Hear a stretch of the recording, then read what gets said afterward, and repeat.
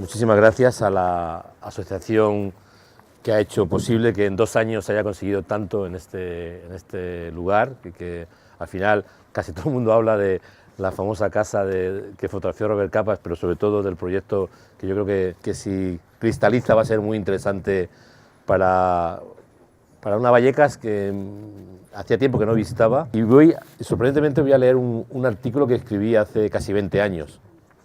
En el año 99, o sea, dentro de prácticamente un par de meses o 3, el Centro Internacional de la Fotografía de Nueva York regaló por expreso deseo de Cornel Capa 205 fotografías al Centro Reina Sofía. Y recuerdo que me invitaron a esa inauguración. De hecho fui el único fotógrafo invitado, español. Hubo también Mark Ribou de la agencia Magnum y Richard Whelan, el biógrafo oficial de Capa, que estuvo allí, y pusieron las fotografías de Capa al lado del Guernica de Picasso. O sea, impresionante. Entonces yo escribí para Le Monde Diplomatique un texto, lo titulé Todos quisiéramos ser hijos de Robert Capa. Consiguió conservar para siempre una fracción finita del infinito, tiempo de la guerra, cuando fotografió la muerte de un miliciano en Cerro Muriano. Consiguió que a partir de entonces revistas que nunca se habían interesado por la fotografía publicasen sus reportajes completos. Consiguió enmudecer las conciencias de lectores que nunca habían visto la guerra ni la muerte en directo sobre la línea de fuego, el sufrimiento a flor de piel, la mirada de los desesperados, pero sobre todo consiguió algo muy difícil en la fotografía: emocionar y documentar. A excepción de los primeros 9 meses de 1938, Capa pasó toda la guerra en España. Su opción fue claramente política. Siempre fotografió del lado republicano, y no obstante su trabajo es de profunda honestidad y rigurosidad. En sus fotografías el sufrimiento y el drama de la guerra alcanzan categorías universales. A pesar de ser el fotógrafo de guerra más imitado, lo que más me interesa a mí personalmente de Capa es su capacidad para mostrar la vida cotidiana con una sencillez apabullante.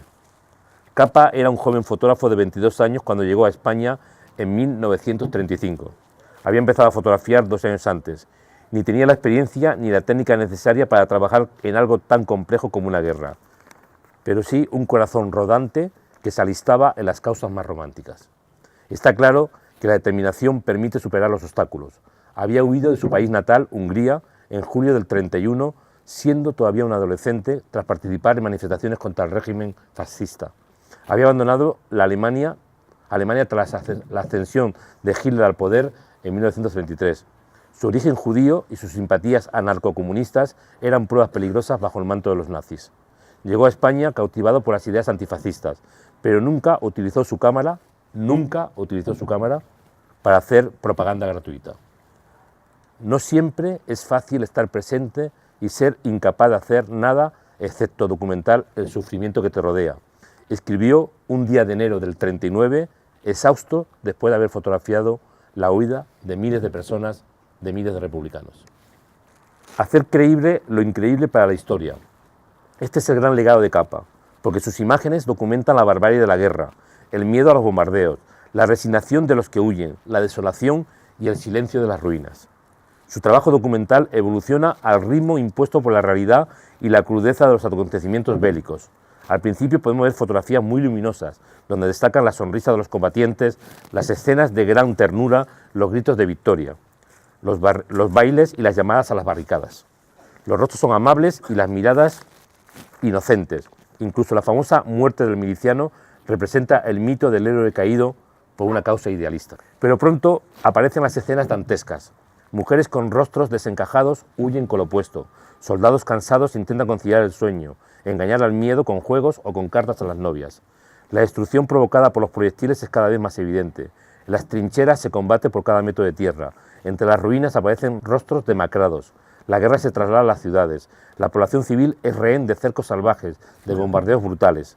Los ojos miran al cielo en busca de la silueta de los asesinos con forma de pájaro. El frío se instala en los cuerpos durante los meses de invierno. Los muertos son abandonados. Los desfiles de despedida de las brigadas internacionales producen una infinita tristeza. La ingenuidad se ha convertido en pesadumbre. La emoción contenida atraviesa los rostros de los brigadistas, muchos heridos y envejecidos. Como Goya, Capa también tuvo su etapa negra. Son esas fotografías fantasmagóricas tomadas cerca de Fraga, Huesca, el 7 de noviembre de 1938. Las explosiones atraviesan el papel fotográfico, son táctiles y hieren en los vericuetos del alma. En la última parte de su trabajo transmite su propia pena por la muerte de su amante, de su pareja Gerda Taro, por la derrota republicana y por el fin del sueño juvenil. Haciendo esas series fotográficas de la huida de los derrotados hacia la frontera francesa durante el mes de enero de 1939, tuvo que envejecer varios años o quizás para siempre, porque el contacto con el sufrimiento preña de dolor. Capa se sentía un derrotado más junto a esos 400.000 españoles que tuvieron que refugiarse en Francia. De hecho, con ellos salió el 28 de enero de hace 60 años para no volver nunca más a España. Murió hace 65 años. Había fotografiado la invasión japonesa de China, la Segunda Guerra Mundial, participado en el desembarco de Normandía, la guerra entre árabes y israelíes en el 48 y la guerra de Indochina. Con apenas 40 años cayó reventado en el delta del río Rojo tras pisar una mina antipersona. El mundo no ha parado de engendrar guerras. Creemos vivir en el mejor de los paraísos y al mismo tiempo imágenes dantescas asaltan permanentemente nuestra paz hogareña. Hijos de Capa pululan con sus cámaras en busca de los símbolos fotográficos que sirvan para explicar las enormes tragedias cotidianas. Casi siempre la fotografía se convierte en un instrumento insignificante que fracasa ante el enorme poder de los gurús de lo políticamente correcto que atrofian nuestra capacidad de repulsa. Capa dejó a un lado la objetividad y rellenó el supuesto vacío con rigurosidad, capacidad de sacrificio y grandes dosis de humanidad. De un humanismo difícil de encontrar hoy en un mundo masificado que huye de lo auténtico. Sí, si Capa viviese, hubiese cubierto el cerco de Sarajevo desde el lado de las principales víctimas, aquellos que siguen creyendo en la convivencia étnica. Si Capa viviese, dedicaría su esfuerzo al trabajo humanitario. Si Capa viviese, documentaría los abusos contra los inmigrantes que se producen diariamente en nuestro país y en el resto del mundo. Muchas gracias.